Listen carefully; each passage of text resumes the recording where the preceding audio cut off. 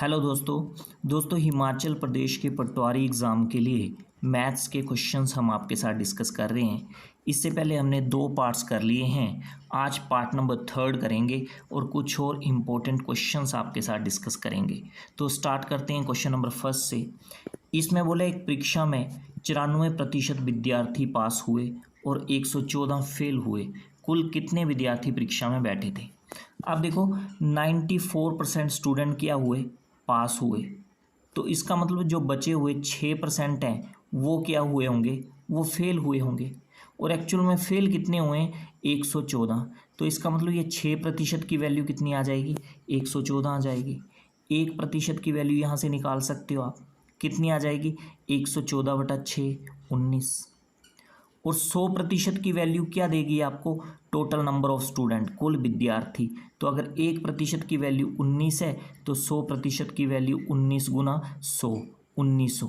तो option C जो है वो सही हो जाएगा। अगला क्वेश्चन देखो।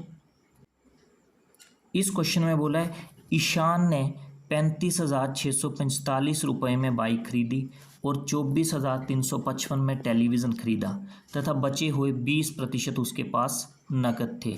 तो आपको बताना है उसके पास कुल कितना धन था।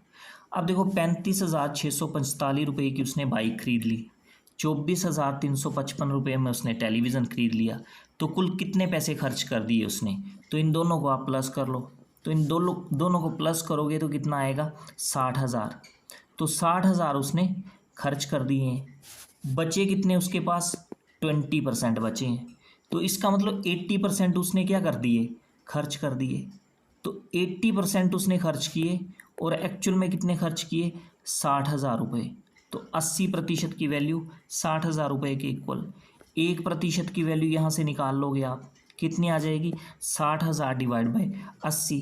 तो 10 से 10 यहाँ से आपकी कट जाएगी। 8 7 हो गया 56, 4 बचा बना 40, 8 5 40 और साथ में एक 0 लग जाएगी। तो 1% की वैल्यू कितनी होगी? 750 रुपये। 100% की वैल्यू यहाँ से भी क्या देगी आपको? टोटल अमाउंट जो उसके पास था। ठीक है, तो 100% की वैल्यू कितनी आ जाएगी? 750 गुना 100। तो ये कितना बन गया? 75,000। तो ऑप्शन सी जो है यहाँ पे सही हो जाएगा। अब देखो इस क्वेश्चन में बोला है एक वृत्त का क्षेत्रफल 24.64 वर्ग मीटर है, उस वृत्त की परिधि क्या होगी? तो वृत्त का क्षेत्रफल क्या फॉर्मूला होता है? पाई आर स्क्वायर। तो ये पाई आर स्क्वायर की वैल्यू ही आपको कितनी दे रखी है? 24.64 वर्ग मीटर। डेसिमल हटाओगे तो इसको कैसे लिख सकते हो? 2464 और डिवाइड बाय 100 आ जाएगा। ठीक है, अब आपको वृत्त की परिधि निकालनी है। तो वृत्त की परिधि, सर्कल का सरकमफ्रेंसिस क्या फॉर्मूला होता है? 2πr, यानी 2πr आपको निकालना है। तो r की वैल्यू आपको चाहिए, तो r की वैल्यू यहाँ से हम फाइंड आउट करेंगे। पाई की वैल्यू आप 22/7 रख दो, इनटू आ जाएगा आपका आर स्क्वायर और दूसरी तरफ 2464 और डिवाइड बाई 100 आ जाएगा। ठीक है, अब 22 से ये 2464 जो हैं वो कट जाएंगे। देखो 22 1 दा 22, 2 बचेंगे 26 बनेंगे, फिर 22 1 दा 22, 4 बचेंगे 22 2 दा 44।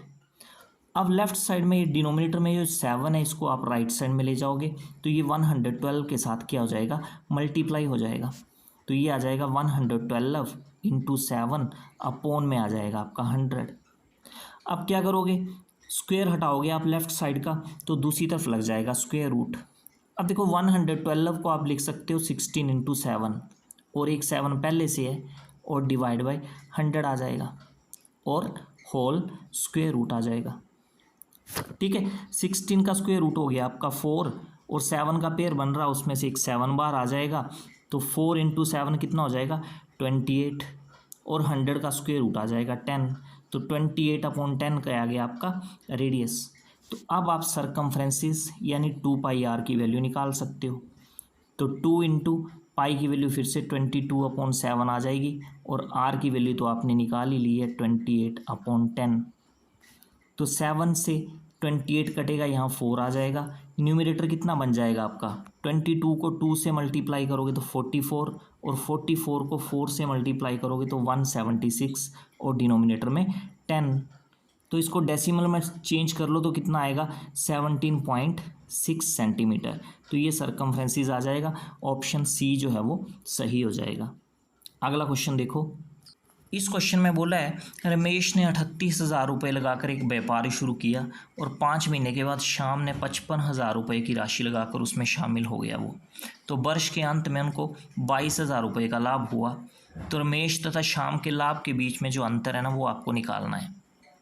तो देखो रमेश को मैं आर से लिख रहा हूँ और श्याम को एस से लिख रहा हूँ।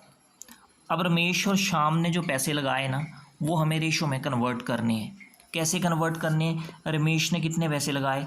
38,000 रुपये लगाए उसने, और कितने महीनों के लिए लगाए वो भी साथ में लिखना है। तो रमेश ने तो लगाए 12 महीनों के लिए, एक साल के अंत में उनको प्रॉफिट हुआ ना 22,000 रुपये का, इसका मतलब रमेश ने तो पूरे एक साल के लिए लगाए, एक साल मतलब 12 महीने। और श्याम ने कितने महीनों के लिए लगाए? पहले तो श्याम ने 55,000 रुपये लगाए, वो लिखने हैं, और कितने महीनों के लिए लगाए, क्योंकि श्याम जो है वो 5 महीनों के बाद जो है वो एंटर होता है बिजनेस में, तो उसके पैसे जो है वो 7 महीनों के लिए लगे फिर। ठीक है, इनको रेशो में आपको कन्वर्ट कर लेना है। तो 3 0 से ये वाली 3 0 कैंसिल आउट हो जाएंगी। अब बाकी तो कुछ कटेगा नहीं। 38 को 12 से मल्टीप्लाई कर लो तो ये आ जाएगा आपका 456, और 55 को 7 से मल्टीप्लाई करोगे तो 385 आ जाएगा। तो राम और श्याम ने रेशो में जो पैसे लगाए वो कितने आ गए? 456 रेशो 385। अब रेशो में जो पैसे उन्होंने लगाए उनके बीच में डिफरेंस कितने का है? 456 और 385 के बीच में कितने का डिफरेंस है? 71 का डिफरेंस है। अब जब उनको प्रॉफिट होगा तो उनके प्रॉफिट के बीच में जो डिफरेंस है वही आपको बताना है। तो जो उन्होंने पैसे लगाए हैं उनमें कितना अंतर है? 71 का अंतर है रेशो में, डिवाइड बाय रेशो का सम आ जाएगा, यानी 456 प्लस 385। तो इनको प्लस करोगे तो ये 841 आ जाएगा, इनटू जो उनको प्रॉफिट हुआ 22,000 का। तो इसको सोल्व करोगे तो आपके पास आंसर आ जाएगा। अब आंसर आपको अप्रोक्सीमेशन में पूछा है, लगभग पूछा है उसने। तो देखो इसको सोल्व करोगे आप तो डायरेक्ट तो कुछ भी कट नहीं होगा, एग्जैक्ट कुछ भी कट नहीं होगा। आपको क्या करना है? 71 से 841 को काटना है और अप्रोक्सीमेशन में लिख देना है। देखो 71 1 दा कितना होगा? 71। 84 होने के लिए कितने बचे? 13, तो बन जाएगा 131। अब 71 1 दा तो 71 नहीं होता है, और 71 2 दा होता है 142। अब 142 जो है वो 131 के नियरेस्ट है, तो यहाँ पे आप अप्रोक्सीमेशन में कितना लिख दो? 2 लिख दो। वैसे डेसिमल में 11 पॉइंट समथिंग आएगा, पर यहाँ पे हमें आंसर जो है वो अप्रोक्सीमेशन में निकालना है, इसलिए हमने यहाँ पे कितना लिख दिया? 12 लिख दिया। अब 22,000 को आपको 12 से डिवाइड कर लेना है और साथ में ऑप्शंस भी देखते रहना है। अब देखो 12 1 दा 12, 22 होने के लिए कितने बचे? 10 बचे, तो 10 का यहाँ पे 0 भी है तो 100 बन जाएगा। 12 8 दा 96। ऑप्शन में देखो ऐसा कौन सा ऑप्शन है जो 1800 समथिंग बन रहा है? तो 1856 ये बन रहा है, तो ऑप्शन सी जो है आप डायरेक्ट टिक कर सकते हो। अदरवाइज़ वैसे आप 22,000 को 71 से मल्टीप्लाई करते रहे, फिर 841 से डिवाइड करते रहे, तो टाइम आपका ज़्यादा वेस्ट हो जाएगा। तो आप ऑप्शंस का भी थोड़ा सा बेनिफिट ले सकते हो। तो अगला क्वेश्चन देखते हैं। अब देखो 800 रुपये की राशि साधारण ब्याज पर 3 वर्ष में 920 रुपये हो जाती है। यदि ब्याज की दर में 3% की वृद्धि होती है तो रकम कितनी हो जाती है? अब देखो 800 रुपये था प्रिंसिपल, और 3 साल के बाद कितना हो गया? 920 रुपये। तो इसका मतलब 3 साल में कितना इंटरेस्ट लगा? 120 रुपये। तो आपको पता है सिंपल इंटरेस्ट जो है हर साल सेम ही लगता है। तो अगर 3 साल में सिंपल इंटरेस्ट हो गया 120, तो 1 साल में कितना होगा? 120/3 40 रुपये। तो इसका मतलब 1 साल में कितना सिंपल इंटरेस्ट लग रहा है? 40 रुपये। क्योंकि आपको रेट ऑफ इंटरेस्ट निकालना है, तो रेट ऑफ इंटरेस्ट निकालने का आपका फॉर्मूला क्या होता है? 1 साल का जो सिंपल इंटरेस्ट वो आ जाएगा, डिवाइड बाय प्रिंसिपल आ जाएगा आपका, इंटू 100। ठीक है, इनको काटोगे तो कितना आ जाएगा? ये 5%। तो रेट ऑफ इंटरेस्ट पहले कितना था? 5% था। अब इसमें 3% की क्या होगी? बढ़ोतरी होगी। तो अब नया रेट ऑफ इंटरेस्ट, उसको NR लिख रहा हूँ मैं, न्यू रेट ऑफ इंटरेस्ट क्या हो जाएगा आपका? 8%। तो आपको बताना है कि नए रेट ऑफ इंटरेस्ट से 3 साल में अमाउंट कितना हो जाएगा, ठीक है ना। तो निकाल सकते हो ये आप। पहले तो सिंपल इंटरेस्ट निकाल लो। सिंपल इंटरेस्ट का फॉर्मूला आपको पता है, प्रिंसिपल जो कि 800 रुपये तो है ही है, रेट ऑफ इंटरेस्ट अब 8% हो गया आपका, टाइम वही है 3 साल का, डिवाइड बाय 100 आ जाएगा। ये 2 जीरो से 2 जीरो आपकी कैंसिल हो जाएंगी। 8 इंटू 8 64, 64 को 3 से मल्टीप्लाई करोगे 192। तो ये सिंपल इंटरेस्ट कितना हो गया अब आपका 192 रुपये। तो अमाउंट कितना बन जाएगा, प्रिंसिपल प्लस सिंपल इंटरेस्ट। तो 800 रुपये प्रिंसिपल है, 192 रुपये आपका सिंपल इंटरेस्ट हो गया, तो अमाउंट कितना बन गया 992 रुपये, ठीक है। तो ऑप्शन बी जो है वो सही हो गया। इस क्वेश्चन में बोला है यदि किसी गोले का आयतन और क्षेत्रफल बराबर हैं तो इसकी त्रिज्या क्या होगी। अब देखो, गोले का आयतन मतलब वॉल्यूम ऑफ स्फीयर किसके इक्वल होता है, 4/3 पाई आर क्यूब। आर जो है यहाँ पे स्फीयर का रेडियस होगा, वही आपको निकालना है। और ये इक्वल है किसके, area of sphere. Area of sphere नहीं होता वैसे, ये सरफेस एरिया ऑफ स्फीयर होता है, ठीक है। तो सरफेस एरिया ऑफ स्फीयर किसके इक्वल होता है, 4 पाई आर स्क्वायर, ठीक है। ये 4 से 4 कैंसिल हो गया, पाई से पाई कैंसिल हो गया, ये 2r से 2r यहाँ पे कैंसिल हो जाएंगे, तो लेफ्ट साइड में एक ही r बचेगा आपका, और डिनोमिनेटर में 3 बचेगा, और राइट साइड में 1 बचेगा। 3 को दूसरी तरफ मल्टीप्लाई कर दोगे आप 1 के साथ, तो रेडियस कितना आ गया आपका 3 यूनिट। ऑप्शन बी जो है वो सही हो जाएगा। अगला क्वेश्चन देखो, इसमें बोला यदि क्रय मूल्य और बिक्री मूल्य में अनुपात 4:5 है तो लाभ प्रतिशत क्या होगा।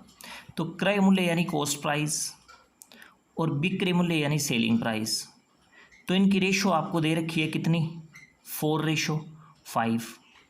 तो कॉस्ट प्राइस की रेशो कितनी है, 4 है, और सेलिंग प्राइस की रेशो कितनी है, 5 है।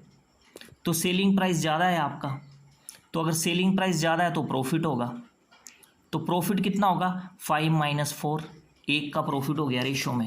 आपको निकालना क्या है, प्रॉफिट परसेंट निकालना है। कैसे निकालते हो, प्रॉफिट जो हुआ रेशो में वो आ जाएगा अपॉन कॉस्ट प्राइस। तो कॉस्ट प्राइस की रेशो कितनी है, 4 है, 4 डिनोमिनेटर में आ जाएगा इंटू 100। तो ये फॉर्मूला होता है प्रॉफिट परसेंट निकालने का। तो कितना प्रॉफिट आ गया 25% का। तो ऑप्शन डी जो है वो सही हो गया, ठीक है ना। तो ये थे आज के लिए क्वेश्चंस। आई होप ये वीडियो आपको बेनिफिशियल लगा होगा आपके आने वाले एग्ज़ाम के लिए। तो ऐसे ही इंपॉर्टेंट क्वेश्चंस हम आगे भी आपके साथ डिस्कस करते रहेंगे। वीडियो को लाइक और शेयर आप ज़रूर कर दें, और अगर चैनल पर नए हो तो चैनल को सब्सक्राइब भी कर दें। तो आज के लिए फ़िलहाल इतना ही। Thanks for watching it.